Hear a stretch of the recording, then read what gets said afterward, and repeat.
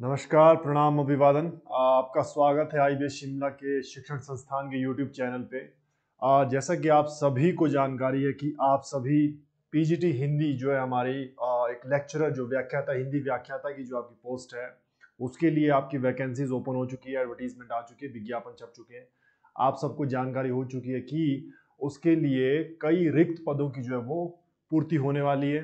तो आप सभी जितने भी अभ्यर्थी हैं, एस्पिरेंट्स हैं, आपके इच्छुक हैं जो उस पद को ग्रहण करना चाहते हैं, उस पोजीशन पे पहुंचना चाहते हैं, वे सभी हिंदी विषय के संबंध में तैयारी कर रहे हैं। पीजीटी हिंदी आपका जो टॉपिक है, मैंने पीछे कुछ आपका स्क्रीन पे लिखा भी है। हिमाचल प्रदेश में जो आपका स्कूल में माने विद्यालयों में जो आपके हिंदी विषय के व्याख्याता है, व्याख्याता जिसे आप कहते हैं लेक्चरर, तो उसकी वैकेंसीज है। उन्हें उन रिक्त पदों की पूर्ति होनी है। तो आपको इस विषय के संदर्भ में आपकी अप्रोच क्या होनी चाहिए, आपको किस तरह इसे अपनी तैयारी करनी है और आपकी तैयारियों में किन किन विषय में और किन किन कोटियों में और किन किन टॉपिक्स पे आपको जो है वो ज्यादा ध्यान देना है, किन टॉपिक्स को आपको कम ध्यान देना है, इसके संदर्भ में आज हमारी ये वीडियो रहने वाली है हमारी।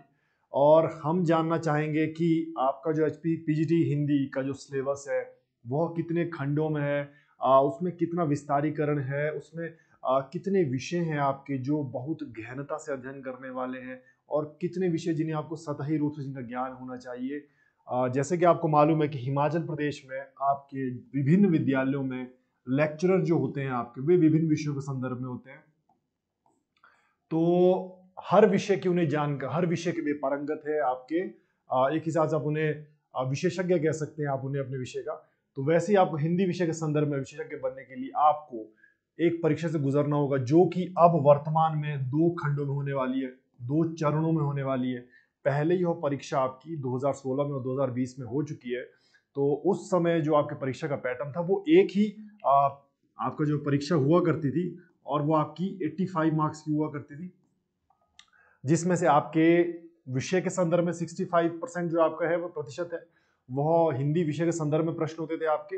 और जो आपका रिमेनिंग पोर्शन है वो आपका एचपी जीके और इंटरनेशनल और इंडियन आपका जो जीके है उसके संदर्भ में होता था, उसे आपको अटेम्प्ट करना होता था। और आपकी जो 15 नंबर है वो आपका हुआ करता था डॉक्यूमेंटेशन का। तो इस प्रकार आपका 100 नंबर का आपका ये मुख्य परीक्षा हुआ करती थी हिंदी विषय के लिए, अगर आपने लेक्चरर की पोस्ट के लिए खुद को आपने वहां पे अपनी स्थिति जो है वो सुदृढ़ करनी है या आपने उसके लिए अप्लाई करना है, उस पोजीशन को आपने फिल करना है। तो अब हमारी जो परीक्षा है वो 2 चरणों की होने वाली है। 2 चरणों में आपको क्या क्या अध्ययन करना है, कैसे रहेगा। तो पहला जो चरण है आपका वो आपका होगा प्रीलिम्स का, जिसे आप अंग्रेजी में कहते हैं प्रीलिम्स। और उसके बाद होगा आपको मुख्य परीक्षा, मेंस परीक्षा, मुख्य परीक्षा जो आपकी रहेगी विषय के संदर्भ में, बिल्कुल सब्जेक्टिव है आपकी, विषय आधारित है आपकी।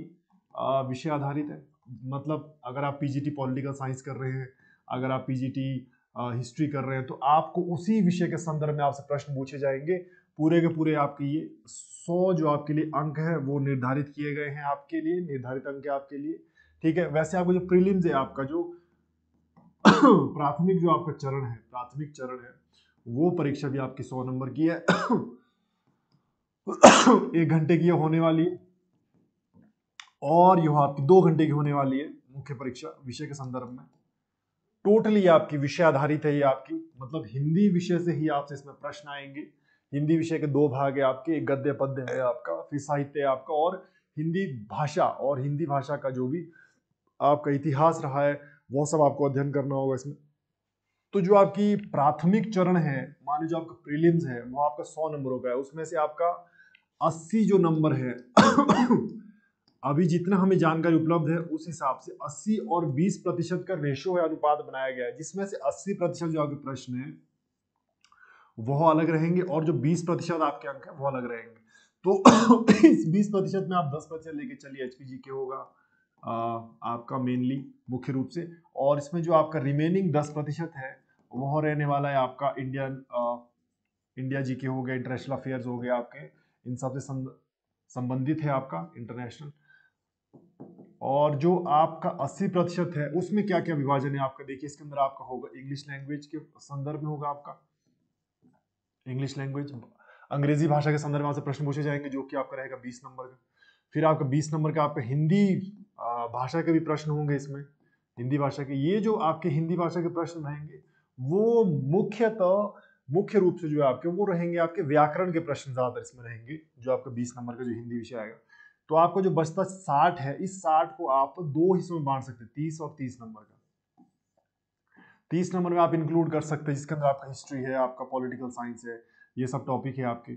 वैसे ही आपका 30 नंबर को आप विभाजित कर सकते हैं आपका, जिसके अंदर आपके एचपी के रिलेटेड क्वेश्चन होंगे, आपके एचपीजी के रिलेटेड क्वेश्चन होंगे, जिसमें जियोग्राफी है आपका, जिसमें आपका पॉलिटिकल साइंस हो गया, आपका हिस्ट्री हो गया, आपका इकोनॉमिक सर्वे, कुछ भी क्वेश्चन हो सकते हैं जो कि करंट अफेयर्स रिलेटेड आपके क्वेश्चन हो सकते हैं।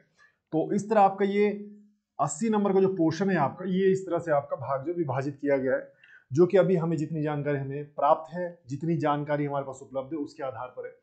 तो यह आपका हो गया जो आपकी प्रीलिम्स माने कि आपकी प्राथमिक चरण है हिंदी विषय, पीजीटी हिंदी के जो अपेयर कर रहे हैं। और यह जो प्राथमिक चरण है यह सभी, चाहे आप पीजीटी हिंदी के लिए प्रिपेयर हो रहे हैं, आप पीजीटी हिस्ट्री के लिए खुद को तैयार कर रहे हैं, आप पीजीटी राजनीतिक विज्ञान के लिए आप खुद को तैयार कर रहे हैं, आप सभी के लिए जो प्रथम चरण है वह आप सभी के लिए कॉमन है। ठीक है जी, एक सा रहेगा सभी के लिए। तो आपका जो मुख्य, जो आपका दूसरा चरण है, जो दूसरी आपकी परीक्षा होने वाली है, वह मुख्य परीक्षा है। इसका तात्पर्य यह है कि आपको हिंदी विषय में कितनी जानकारी आपके पास है और उस विषय के संदर्भ में आप कितने पारंगत है।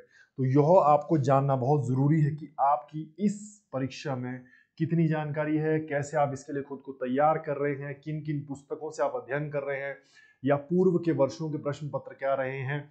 और अब कमीशन क्योंकि इसका एग्जाम आपका जो है वो करने वाला है, कंडक्ट करने वाले हैं, तो कमीशन जो है आपसे वो एकदम नए प्रारूप से भी प्रश्न पूछ सकते हैं, और पूर्व निर्धारित प्रारूप जो है, जो पहले से आपके होते रहे हैं, आपके एचपीजीटी के जो प्रश्न आपके एग्जाम्स होते रहे हैं पूर्व के वर्षों में, वह भी हो सकता है। तो यह देखना होगा कि आपका जो कमीशन है वो किस तरह से या किस अप्रोच से आपके लिए एग्जाम सेट करते हैं, और आपको किस तरह से आपको जो है वो कसौटी पे आपको खरा उतरने के लिए मजबूर करते हैं। तो आपके मुख्य परीक्षा के लिए हमारी जो अप्रोच रहेगी, मुख्य परीक्षा, हम हिंदी विषय के संदर्भ में बात करेंगे ज्यादा। मुख्य परीक्षा यह आपकी कंप्लीटली पूर्ण रूप से हिंदी विषय पर आधारित है, हिंदी विषय। तो इस अप्रोच के लिए आपको क्या करना है, आपको सबसे पहले देखना है कि आपके पास में सामग्री क्या है, आप किस विषय सामग्री से अध्ययन कर रहे हैं, और उन विषय सामग्री को आपको आपकी कितनी जानकारी है, कितनी पकड़। तो विषय सामग्री के संदर्भ में देखिए, आपको अगर व्याकरण का अध्ययन करना है, क्योंकि आपको पता है आप किसी भी भाषा का अध्ययन करते हो आपको उसके व्याकरण का ज्ञान होना बहुत जरूरी है, मूल ज्ञान। तो व्याकरण के लिए आप विभिन्न प्रकार के जो आपके वैयाकरण रहे हैं, ग्रामेरियन रहे हैं आपके, उनके पुस्तकों का आप अध्ययन कर रहे होंगे, अवश्य कर रहे होंगे, क्योंकि आप सब बहुत सारे कई वर्षों से इंतजार करते हैं कि आपको हिमाचल प्रदेश में उपस्थित जितने भी विद्यालय हैं उसमें आपको विभिन्न विषयों की व्याख्याता की पोजीशन आपको मिल जाए, आपकी लगन है उसमें, आपकी मेहनत है। तो निश्चित ही आप कुछ व्याकरण को डेफिनेटली आप पढ़ रहे होंगे निश्चित रूप से। तो कुछ व्याकरण है जिनका मैं आपको रिकमेंड करना चाहूंगा। वो उनमें से आप देखिए, एक तो आपकी पुस्तक है कामता प्रसाद गुरु जी, कामता प्रसाद गुरु है, उनकी हिंदी व्याकरण की पुस्तक है। ठीक है, क्योंकि कामता प्रसाद गुरु जी को आप देखिए, एक हिसाब से आप ये मान लीजिए कि आप एक हिंदी जो व्याकरण लिखी गई है, विशुद्ध हिंदी व्याकरण जो आपकी लिखी गई है, उसमें इनका बहुत बड़ा योगदान है। इन्हें आप एक हिसाब से समझ लीजिए कि अगर आप संस्कृत विषय या संस्कृत व्याकरण को आप पढ़ रहे हैं, तो संस्कृत व्याकरण के लिए आपका जो आधार रहा है वो आपके पाणिनि है, ग्रामेरियन, बहुत ग्रामेरियन फेमस ग्रामेरियन है। तो पाणिनि जी की बुक है आपके अष्टाध्यायी, तो उसी को आधार माना गया है। अष्टाध्यायी मतलब ये 8 अध्यायों का समूह है, पुस्तक जो आपकी संकलित की गई है। तो यही आधार रही है संस्कृत विषय के लिए। वैसे ही कामता प्रसाद गुरु जी को भी आप एक आधार मान सकते हैं, जिनकी आपकी व्याकरण के विषय में बहुत गहन जानकारी है, बहुत गहन शोध है इनका। ठीक है, इसके अलावा अगर आप इन्हें नहीं पढ़ना चाहते क्योंकि इनकी तो ग्रंथ हो गई आपकी, तो आप लूसेंट की पढ़ सकते हैं। आप लूसेंट की आपकी हिंदी व्याकरण की पुस्तक है, उसे आप पढ़ सकते हैं। वह भी आपके लिए काफी ज्यादा सहायक हो सकती है, काफी उपयोगी सिद्ध हो सकती है। आप लूसेंट की पढ़ते काम, फिर उसके बाद किशोरीदास वाजपेयी जी हैं, किशोरीदास वाजपेयी जी। ये मैं उन आपको फेमस विख्यात वैयाकरण की आपको जानकारी आपके साथ में साझा कर रहा हूं, जिनको आप एक हिसाब से कहिए कि इस विषय के संदर्भ में ज्ञान है, इस विषय के संदर्भ में उनका अनुसंधान है। ठीक है जी। किशोरदास वाजपेयी जी है, फिर आपके भोलानाथ तिवारी जी है, दिल्ली विश्वविद्यालय के प्रोफेसर रहे हैं भोलानाथ तिवारी जी। कई वर्षों का अध्यापन का इन्होंने कार्य किया है भोलानाथ तिवारी, और इनका भी बहुत गहन शोध है रहा है। ठीक है, इनकी आप व्याकरण की पुस्तक पढ़ सकते हैं। तो ये आपके कुछ हैं फेमस, कामदा प्रसाद गुरु हैं आपके, लूसेंट की हिंदी व्याकरण है, किशोरदास वाजपेयी जी है, भोलानाथ तिवारी जी है आपके। ठीक है, और आप एक और पुस्तक है आपकी, राघव प्रकाश जी है, डॉक्टर राघव प्रकाश है, ये भी आपके अध्यापन के क्षेत्र में रहे हैं, प्रोफेसर है आपके डॉक्टर राघव प्रकाश। इनकी भी आप एक व्याकरण की पुस्तक है, वो पढ़ सकते हैं आपके। तो ये कुछ पुस्तकें हैं, मैं स्पेशली आपको मुख्य रूप से व्याकरण की पुस्तकें हैं जो आप पढ़ सकते हो, क्योंकि आपके पास समय है अभी, कम से कम आप 2-3 महीने, कम से कम 3 महीनों का मास का आपके पास में समय उपलब्ध है। तो आप उस समय में इन ग्रामर की पुस्तकों को आप पढ़ सकते हैं, अध्ययन कर सकते हैं, ताकि आपका व्याकरण का विषय जो है वो थोड़ा सा मजबूत हो जाए, व्याकरण का जो पक्ष है वो थोड़ा सा मजबूत हो जाए। क्योंकि जब हम हिंदी मुख्य विषय की हम बात करते हैं तो व्याकरण में वहां पे आपका सिर्फ इतना ही नहीं है कि आपको संधियां पढ़नी है, आपको वर्णों का ज्ञान होना चाहिए, आपको शब्दों का ज्ञान होना चाहिए, आपको शब्द शक्ति की जानकारी होनी चाहिए, आपके पास में मुहावरे, लोकोक्तियां, ये सब जो टॉपिक है, ये सब टॉपिक आपके लिए आप कई वर्षों से पढ़ते आ रहे हैं। आपने इनका प्रारंभिक आपके शैक्षणिक स्तर पे अध्ययन किया है आपने, फिर माध्यमिक स्तर पे अध्ययन किया है, फिर उसके बाद में उच्च माध्यमिक स्तर पे आपने अध्ययन किया है, परंतु आपको इन विषयों की पृष्ठभूमि, उसका मूल आधार, उसका मूल उद्भव, उसकी जानकारी बहुत जरूरी है। इसीलिए आपको गहराई में उतरना पड़ेगा, थोड़ा सा आपकी गहराई जरूरी है, गहराई को नापना बहुत जरूरी है, तभी आप समझ पाएंगे कि एक व्याख्याता होना क्या होता है, क्या क्या उसकी जिम्मेदारी होती है। तो ये आपका है व्याकरण का विषय। ठीक है जी, उसके लिए आप इन इन संदर्भों का आप जो है वो अनुसरण कर सकते हैं, इन इन व्याकरण की पुस्तकों का आप पढ़ सकते हैं। ठीक है जी, अगर आप चाहें तो आप लूसेंट की जो आपकी हिंदी व्याकरण की पुस्तक है, उससे भी आपका बहुत कुछ जो सारे आपके टॉपिक्स है वो लगभग कवर हो जाते हैं। ऐसा कुछ उसमें कुछ बहुत ज्यादा मिलावट नहीं है या कुछ है। अगर आप बहुत ही ज्यादा गहन अध्ययन करना चाहते हो, आपका कामता प्रसाद गुरु जी तो है ही हैं, इनका आप अध्ययन कर सकते हैं। इन्हें आप कह सकते हैं कि आप हिंदी व्याकरण का पाणिनि भी आप इनको कह सकते हो, उसकी संज्ञा इनको दी जाती है। ठीक है जी, तो ये आपका हो गया व्याकरण का पोर्शन, आपका हो गया। ठीक है, जब आप व्याकरण के पोर्शन की बात करते हैं, उसके बाद आपका नॉन ग्रामेटिकल जो पोर्शन है आपका, जो आपके नॉन ग्रामेटिकल पोर्शन है, नॉन ग्रामेटिकल पोर्शन जो व्याकरण के बिना है, व्याकरण के बिना, व्याकरण के अलावा, के इतर, व्याकरण की तरह आपका क्या क्या विषय है हिंदी की मुख्य परीक्षा में। तो आपने व्याकरण का अध्ययन कर लिया, उसके लिए आपके पास कुछ स्रोत है, उनको आपने उपलब्ध स्रोतों का आपने अध्ययन कर लिया। उसके बाद में आपका क्या रहेगा, व्याकरण के इतर, व्याकरण की तरह आपके पास है साहित्य, और कुछ नहीं बचता आपके पास, साहित्य बचता है आपके पास में। साहित्य के अंदर ही आपके फिर आपके जो है वो विभाजन होते हैं, दो भागों में विभाजन होते हैं।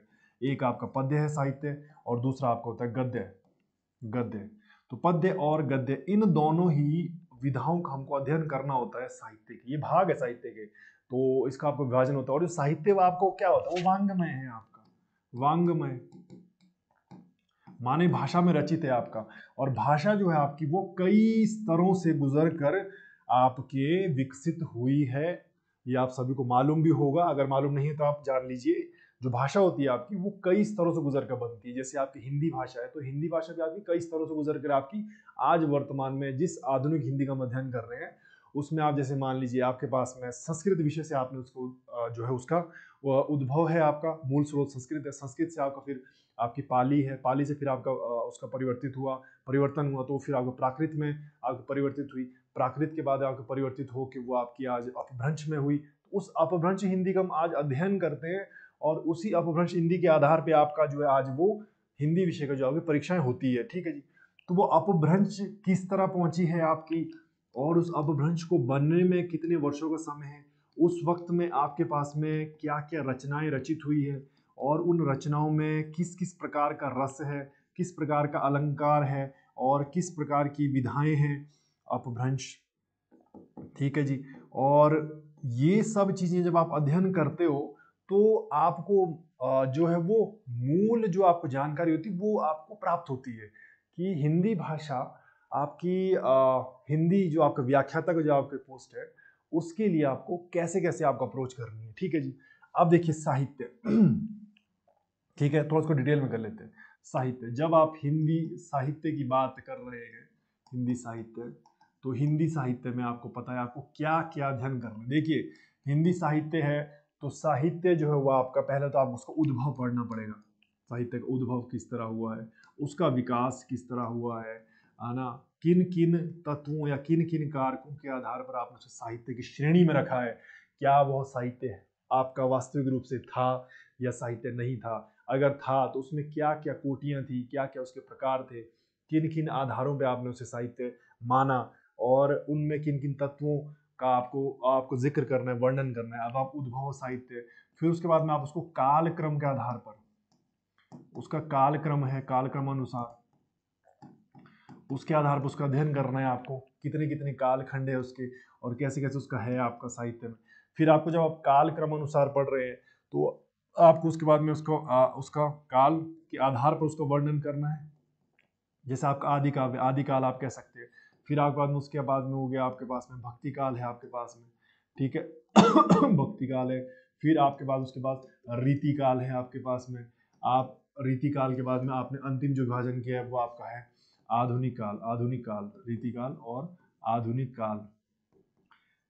ये मैं बिना किसी भी आपके जो व्याकरणविद थे, आपके जो भाषाविद थे, आपके बड़े बड़े साहित्यकार उपन्यासकार रहे हैं, अगर टीका टिप्पणी कर रहे हैं आपके, जैसे आपके आचार्य रामचंद्र शुक्ल हैं, आपके आचार्य रामचंद्र शुक्ल है, आपके रामचंद्र तिवारी जी हैं, आपके रामचंद्र शुक्ल है, ठीक है जी, रामचंद्र तिवारी जी हैं आपके इसमें। रामचंद्र तिवारी जी के बाद में आपके मिश्र बंधु हैं, आपके मिश्र बंधु हैं आपके मिश्र बंधु के बाद में आपके पास में कई इसमें विदेशी जो आपके आपके विदेशी भाषाओं के जो जानकार थे उनका भी इसमें रुचि रही है। तो जॉर्ज ग्रियर्सन है आपके, जॉर्ज ग्रियर्सन है आपके, ठीक है जी, जॉर्ज ग्रियर्सन है आपके पास में। उसका म्यूलर है आपके पास में, म्यूलर है आपके पास में, मैक्स म्यूलर है आपके पास में, ठीक है। और हिंदी में अगर हम और पढ़ें तो मिश्र बंधु के बाद में आपके पास में राहुल सांकृत्यायन जी भी है, राहुल सांकृत्यायन जी, सांकृत्यायन जी आपका, जिन्होंने एक अलग ही शास्त्रीय रचना की थी जिसे घुमक्कड़ शास्त्र कहा जाता है। तो ये है, इस तरह ये अलग अलग लोग आपके टीका टिप्पणीकार हैं। मैंने इन सभी टीका टिप्पणीकार को इसमें अभी इंक्लूड नहीं किया है, उनके आधार पे आपको बता नहीं रहा हूँ। बस मैं आपको एक बता रहा हूँ कि जो ऊपरी तौर पे आपका जो स्वरूप होता है साहित्य का जब आप अध्ययन कर रहे हैं तो वो आप किस तरह से आप उसका अध्ययन करना है, क्योंकि जो मान्यताएं हैं वो विभिन्न है, मत जो है वो हर एक साहित्यकार के अलग अलग हैं। जिन्होंने भी टीका टिप्पणियां की है, जितने भी आपके टिप्पणीकार हैं आपके, ठीक है, टीकाकार हैं आपके, तो उन सभी के मत अलग अलग हैं, विभाजन अलग अलग है। तो राहुल सांकृत्यायन जी हैं आपके, फिर हजारी प्रसाद द्विवेदी जी हैं आपके, हजारी प्रसाद द्विवेदी जी। तो आपको इन सभी की रचनाओं को पढ़ना है, ठीक है जी। और इन सभी की रचनाओं को पढ़ते हुए आपको ये ध्यान में रखना है कि ये रचना किस कालखंड से है और इसके इस कालखंड में क्या उपयोगिता है, क्या क्या है। तो आपका आदिकाल, भक्तिकाल, रीतिकाल, जब आप इन सबको पढ़ोगे फिर आप आदिकाल से शुरू करोगे रचनाओं को, तो उसके अंदर में आपका सिद्धों का साहित्य आपको मिलेगा, हम उसका भी अध्ययन करेंगे। आपको जैनों का साहित्य मिलेगा, उसका अध्ययन करेंगे हम। आपको नाथों का साहित्य मिलेगा, इन सब का हमें अध्ययन करना है। ये आपके आदिकाल से संबंधित आपकी रचनाएं हैं। तो जब हम इनका अध्ययन करेंगे उसके बाद हम रासों का अध्ययन करेंगे। हम रासों का बहुत सारे रास है आपके, हमली रासो है आपका, बीसल देव रासो है आपके पास में, पृथ्वीराज रासो है आपके पास में। तो ये सारी जो रासो है आपकी वो उन कृतियों को आप अध्ययन करेंगे, ठीक है जी। रासो माने गाथाएं होंगे, ठीक है जी, गाथाएं, गाथाएं, इन सब का अध्ययन करेंगे। तो रासो काव्य हैं आपके। फिर हम आपके भक्ति काल में अध्ययन करेंगे, हम आपका भक्ति काल का हम अध्ययन करेंगे। भक्ति काल के अंदर आपका क्या है, दो प्रकार की भक्ति होती है आपकी, एक सगुण है और एक आपका निर्गुण है। इस खंड का भी हम अध्ययन करेंगे। ये आपके उन टॉपिक्स हैं जिन टॉपिक से आपसे प्रश्न बनेंगे मुख्य परीक्षा के अंदर में। भक्ति काल आपका अध्ययन करने के बाद में हम आगे बढ़ेंगे किसकी ओर, हम बढ़ेंगे रीति काल की ओर, ठीक है जी। ये मैं आपको मुख्य आपके जो कालखंड है उसके आधार पर बता रहा हूँ। अगर मैं डिटेल में जाऊंगा तो फिर आपके सिद्धों जैन साहित्यों के अंदर फिर हम उनको अध्ययन करना है। 84 आपके सिद्ध रहे हैं, उन्होंने क्या क्या रचनाएं की, उन सिद्धों के नाम क्या है, ठीक है जी, उनकी कृतियों के क्या क्या नाम है। जैन साहित्यों का हम अध्ययन कर रहे हैं तो उन्हें किस खंड में बांटा जाता है, किस आधार पर उसका वर्गीकरण है, उसमें क्या दोहे हैं, दूहा है आप उसमें, ठीक है जी। ये सब चीजें आपको अध्ययन करनी होती है। फिर आपका रासो है, आपका रासो में आपको पृथ्वीराज रासो जैसे आपकी रचनाएं की गई है, पृथ्वीराज रासो है आपका, ठीक है जी। बाणभट्ट की कादम्बरी है आपकी, तो ये रचनाएं आपको पढ़नी है। फिर आपका भक्ति काल में हमने देखे सगुण और निर्गुण है आपके, सारी जो शाखाएं आपके कबीर जी हैं आपके, ठीक है जी, निर्गुण वाले हैं आपके कबीर जी, आपके रामानुजाचार्य हैं आपके, वल्लभाचार्य हैं आपके, ठीक है। फिर जब हम इनका अध्ययन कर रहे तो हम सिद्धो जैन साहित्य के साथ, रासो काव्य के साथ में फिर हमको आगे थोड़ा सा अध्ययन और किसका करना पड़ता है, हमारे पास सूफीज्म भी आता है, सूफीज्म, सूफी संप्रदाय उसकी रचनाएं भी हमको पढ़नी होती है, ठीक है, जिसके अंदर फिर हम जब सूफी संप्रदाय की ओर पढ़ेंगे तो सूफी संप्रदाय के अंदर हमारे पास क्या क्या है, हमारे पास बहुत ही विख्यात आपके कवि रहे जो आपके हैं जी अमीर खुसरो, उनकी रचना हमको पढ़नी है, ठीक है। उनकी काव्य शैली कैसी थी, उनकी रचनाओं में क्या था, उस समय या उस कालखंड में उसमें क्या ऐसा विशेष था कि हम उनका अध्ययन कर रहे हैं, ठीक है, उनकी रचनाएं पढ़नी है। रीतिकाल का आपको अध्ययन करना है, फिर रीतिकाल के अंदर आपको फिर उसमें आपको छायावाद है आपका, उसका अध्ययन करना है आपको। अब रीतिकाल और छायावाद के समय में आपके पास में द्विवेदी युग भी आता है, द्विवेदी युग ये भी हमको पढ़ना है। इसके अंदर में आपका भारतेंदु युग है आपका, वो हमको पढ़ना है, भारतेंदु युग, ठीक है, ये आपको अध्ययन करना है। मोटा मोटा बता रहा हूं आपको, ये हिंदी साहित्य का है आपको, ठीक है जी। तो ये आपका हिंदी साहित्य का हो गया, ये पहला कालखंड है आपका जिसका आपको अध्ययन करना है। एक भाग ये हो गया इसका, और एक भाग मैंने जो आपको बताया व्याकरण का भाग, मैंने आपको पुस्तकें आपको बताई किस किस व्याकरण का आपको पढ़ना है। तो व्याकरण में आपको क्या हम पढ़ेंगे, उसमें पढ़ेंगे हम भाषा के बारे में, भाषा का उद्भव, भाषा का उद्गम कैसा हुआ, उसका विकास कैसा हुआ, भाषा का उद्गम है, भाषा का विकास है, और भाषा की रचना किन आधारों पर हुई है, क्या क्या तत्वों पर हुई है, इसका हम अध्ययन करेंगे। भाषा का अध्ययन करने के पश्चात में हमारे पास क्या क्या हमारे पास क्या रह जाता है, तो भाषा का जब हम अध्ययन करते हैं, उद्गम उसका विकास रचना पढ़ते हैं, तो हमें सिद्धांतों की जानकारी चाहिए, हमें सैद्धांतिक जानकारी चाहिए भाषा की। मतलब कोई भी भाषा है उसको उसी किस श्रेणी से उसका जो है वो उत्पत्ति हुई है। जैसे मान लीजिए विश्व के अंदर में अभी वर्तमान में 18 भाषा परिवार को जो वो माना जाता है, 18 भाषा परिवार जिनको जो है आपका मुख्य भाषा परिवार माना जाता है। परिवार माने कि जिनके अंदर एक समानताएं कुछ पाई जाती है और उन्हीं समानताओं के आधार पर आपने उसको एक परिवार की श्रेणी में रखा है। तो ठीक है जी, 18 भाषा परिवार है, उसमें से फिर अगर हम उसको भौगोलिक रूप से अगर हम अध्ययन करते हैं उसका जियोग्राफिकली, तो उसके अंदर में चार भौगोलिक क्षेत्र है आपके, 4 भौगोलिक क्षेत्र है। हिंदी भाषा का जब मैं बात कर रहा हूँ 4 भौगोलिक क्षेत्र हैं, तो ये होते हैं। फिर आपको इस भौगोलिक क्षेत्र के अंदर में आपको जैसे यूरेशिया है आपका, दक्षिण अफ्रीका है आपका, ठीक है जी। तो ऐसे करके 4 भौगोलिक क्षेत्र है आपके, उसका अध्ययन करना होता है। ये सब मैं बता रहा हूँ आपको भाषा के संदर्भ में, ठीक है जी। सैद्धांतिक जानकारी होगी, फिर सैद्धांतिक जानकारी फिर आपको उसमें हम पढ़ेंगे क्या, ध्वनि है ना जी, उसमें आपका पढ़ेंगे हम वर्ण पढ़ेंगे हम, पद पढ़ेंगे हम, शब्द पढ़ेंगे हम, विन्यास पढ़ेंगे, वाक्य विन्यास, हम इन टॉपिक्स का हम अध्ययन करेंगे। क्योंकि हमने भाषा का जब अध्ययन करना तो हमने भाषा के लिखित, मौखिक और भी जितने भी स्वरूप है उन सब स्वरूपों को समझना है, और उनकी उत्पत्ति क्या, प्रश्न क्योंकि वहीं से बनते हैं आपके। देखिए क्रम आपसे पूछ लेते हैं कई बार, ठीक है जी, कि क्रम कैसा, सबसे पहले ध्वनि है आपके, फिर वर्ण है आपका, फिर शब्द है आपका, फिर उसका पद है आपका, फिर पद है आपका, वाक्य है। क्योंकि पदबंध से आपके उपवाक्य बनते हैं और उपवाक्य से आपके वाक्य बनते हैं, और उपवाक्य और पदबंध होने के लिए आपके पास शब्द चाहिए, शब्द होने के लिए आपके पास वर्ण चाहिए, वर्ण होने के लिए आपके पास ध्वनि चाहिए। तो ये सारे के सारे जो है वो आपस में इंटरकनेक्टेड है, उसी का आपको अध्ययन करना होता है। ठीक है जी, फिर ये आपको टॉपिक हो गया, ये आपने पढ़ लिया। फिर आप पढ़ेंगे क्या, भाषा का लेखन। लेखन में क्या क्या है भाषा का, लेखन का कहने का तात्पर्य है कि आप भाषा को कितनी विधाओं में लिखते हैं, क्या क्या है आपके, उसके अंदर में आपका क्या क्या टॉपिक है। जैसे आपके हो गया हाँ, लेखन वाला सेक्शन हम अलग कर लेंगे उसको ना, हम उसको 4th पार्ट में डिवाइड कर लेंगे। तो भाषा में आपका ये हो गया, उद्गम हो गया, विकास हो गया, उसकी रचना हो गई, सैद्धांतिक जानकारी हो गई आपको, ध्वनि वर्ण हो गया, पद शब्द, वाक्य विन्यास हो गया आपका, ठीक है जी। इसी के अंदर में फिर आपको और हमने क्या क्या अध्ययन करना है भाषा के अंदर हम करेंगे, और इसमें अध्ययन रसों की जानकारी, रस निष्पत्ति, रस निष्पत्ति, हमें रसों की जानकारी चाहिए, रसों के बारे में हमको अध्ययन करना है, कितने प्रकार के रस हैं, उनका क्या क्या योगदान है, कैसे कैसे आप उनको पता कर सकते हैं। रस माने भाव, इतना तो आपको पता ही होगा, रस माने आस्वादन, तो ये है रसों की निष्पत्ति आपको पढ़नी है। फिर आपका अलंकार है, अलंकार की जानकारी चाहिए हमें, अलंकार, ठीक है जी। तो ये आप व्याकरण के पोर्शन में किसका है, भाषा परिवार जो आपके खंड है उसके अध्ययन अंतर्गत हम इसका अध्ययन करना है कि भाषा परिवार में क्या क्या उपलब्ध है हमारे पास में, हमें भाषा की कितनी जानकारी है, भाषा के तत्व कितने सारे हैं, भाषा रचित किस तरह हो रही है, ठीक है, और उसमें लिखा गया साहित्य कैसे रचा गया, ठीक है, ये सब। तो 2 खंड तो आपके ये हो गए। फिर तीसरे खंड में आप पढ़ेंगे लेखन, ये आ जाएगा आपका भाषा का लेखन। लेखन लेखन लेखन में आप क्या पढ़ेंगे? लेखन में आप पढ़ते हैं विभिन्न विधाओं को। इसमें आपका गद्य साहित्य, गद्य, इसमें हम पढ़ेंगे गद्य साहित्य के बारे में। गद्य साहित्य के अलग अलग विधाएं हैं, जिसमें आपका नाटक है, इसमें आपका संस्मरण है, संस्मरण है, इसमें आपके ड्रामा, नाटक हो गया, संस्मरण हो गया, आपका कहानी है, आपकी कहानी है आपकी, ठीक है जी। रिपोर्टाज है आपका, रिपोर्टाज जिसे आप कहते हैं, ठीक है। मतलब ये आप आगे मीडिया, भाषा मीडिया लेखन के संदर्भ में आ चुकी है गद्य साहित्य, भाषा लेखन माने आप मीडिया से संबंधित बातें करें, मीडिया लेखन, मीडिया लेखन, ठीक है जी।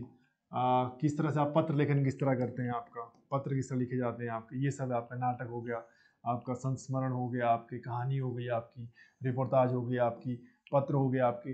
तो इस तरह से आप इसका एक जो है वो प्रारूप है आपका भाषा लेखन का है, ठीक ठीक है जी।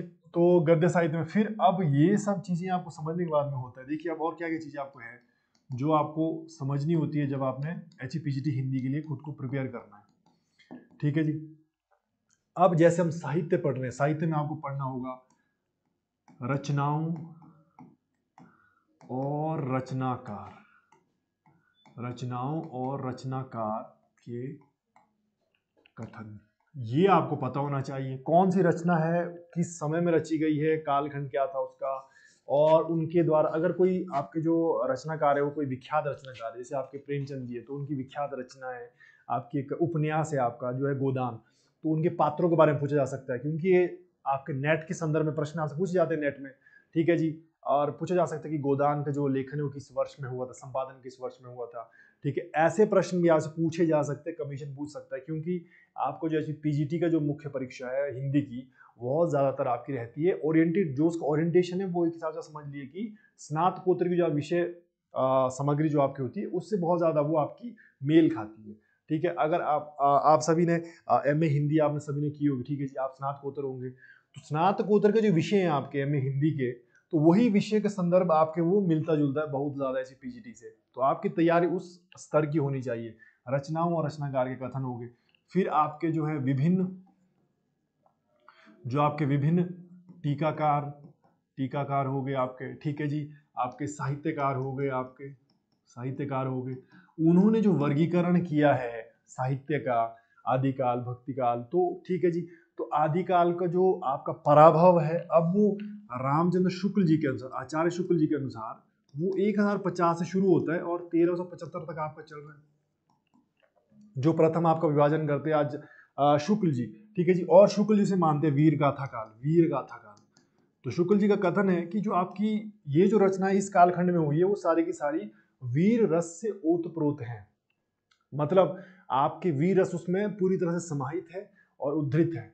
ये आपका शुक्ल जी का जो है वो आधार है मान्य कर। और शुक्ल जी कहते हैं कि जो भी रचनाएं हैं उसका आधार सिर्फ केवल आपका उस काल में रचित रचनाएं नहीं, उस काल में आपकी परिस्थितियां किस तरह की रही है, परिस्थितियां, तो उन परिस्थितियों की जानकारी भी आपको चाहिए, परिस्थितियां, और ये परिस्थितियां आपकी कैसे कैसे तत्वों से आपकी जो वो प्रभावित है, ठीक है जी। वीर गाथा काल इसलिए क्योंकि यहाँ पे जो परिस्थितियां रही है वो सारी की सारी आपकी कैसी रही है, हम पर विदेशी आक्रमण हो रहे थे, विदेशी आक्रांताओं का जो आपको प्रभाव था, तो हमारे यहाँ पे रचनाएं भी आपकी जनमानस के अंदर में वीरता का भाव पैदा करने के लिए आपकी रचनाएं हुई थी, ठीक है जी।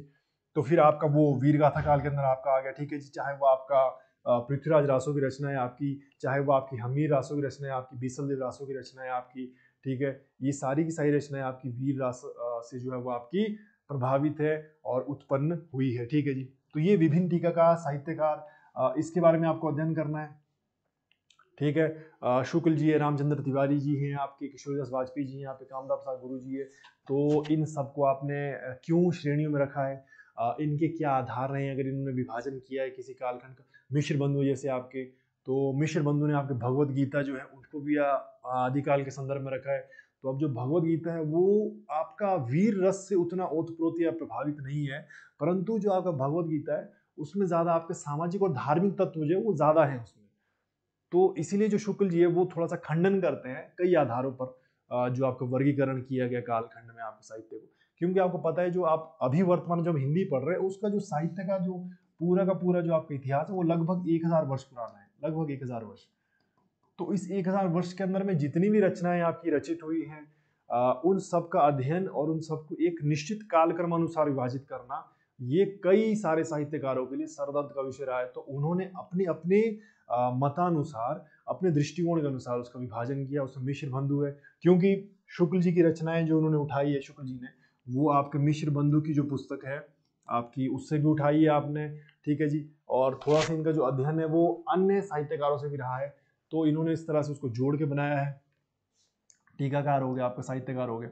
फिर हमें हर हर एक कालखंड की रचनाओं का अध्ययन करना है, कालखंड की रचनाओं का अध्ययन करना है, कालखंड की, ठीक है जी। चाहे वो आदिकाल का साहित्य है आपका, आदिकाल का साहित्य है आपका, चाहे वो भक्ति काल है आपका, भक्ति काल में से आपको समझना, तो हमको कबीर के दोहे आपको समझने होंगे, ठीक है। कबीर के दोहों का जो वर्णन है वो किस तरह से है, उसकी भाषा क्या रही है, क्या वो शुद्ध अपभ्रंश है, शुद्ध अपभ्रंश है, या फिर आपका अवधि, खड़ी बोली, इसका कोई मिश्रण है, सम्मिश्रण है, इस तरह का आपको देखना होगा, ठीक है। कालखंड का अध्ययन करते हैं हम, कालखंड का जब हम अध्ययन करते हैं, हर प्रकार का आदि काल हो गया आपका, भक्ति काल हो गया, रीति काल हो गया, और आपका आधुनिक काल होगा, इन सबको पढ़ना है आपको, ठीक है। और इसके अलावा हमें और क्या देखना है, आपके जो विदेशी विदेशी साहित्यकार हैं आपके, चाहे वो जर्मन दार्शनिक रहे हों आपके साहित्यकार, चाहे वो ग्रीक दार्शनिक रहे हों, उनकी क्या क्या दृष्टिकोण थे, उनके क्या कथन थे, उनके क्या मत थे भारतीय भाषा के संदर्भ में। क्योंकि आप सबको मालूम है कि जॉर्ज ग्रियर्सन जो है, उन्होंने 1940 में आपका जो है वो आपका ग्रंथ रचा था आपका, तो उसमें आपका हिंदी भाषा, वर्नाकुलर आपकी जो लैंग्वेजेस है आपकी, जो रीजनल लैंग्वेजेस है आपकी, जो उसके संदर्भ में उन्होंने क्या किया था, ग्रंथ रचा था, और उस ग्रंथ के अंदर उन्होंने हिंदी भाषा के ऊपर भी काफी टीका टिप्पणी की थी। तो उन्हें भी आधार माना जाता है, कई सारे आपके जो साहित्यकार हैं उन्होंने आधार बनाया जॉर्ज ग्रियर्सन।